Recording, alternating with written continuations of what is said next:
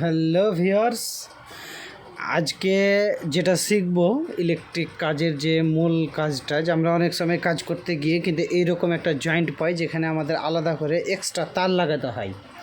তো এই তারটাতে কি হয় যে আমরা অনেকেই কিন্তু এই মতো করে কিন্তু তারগুলো খুব সোজাসুজি এই মতো করে নিয়ে এই মতো করে সোজাসুজি এইভাবে কিন্তু লেপটি দিই।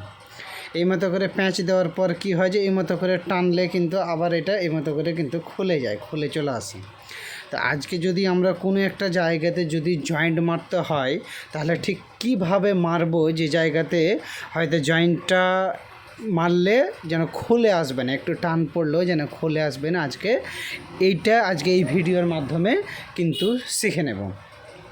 প্রথমত এই মতো করে আমি একটা জয়েন্ট নিয়ে নিচ্ছি আর এই মতো করে একটা তার নিয়ে নিচ্ছি। একটু লক্ষ্য করে দেখতে গেলে আমি এইটা কিন্তু এই মতো করে প্রথমত দিলাম, দিয়ে প্রথমে আমি কিন্তু এই দিকটাতে একবার নিলাম, একবার নিয়ে কিন্তু আবার এটাকে সাইড করে দিয়ে এর উপর দিয়ে আবার কিন্তু প্যাঁচ দেব। আবার কিন্তু এই মতো করে পরপর প্যাঁচ দিতেই থাকবো।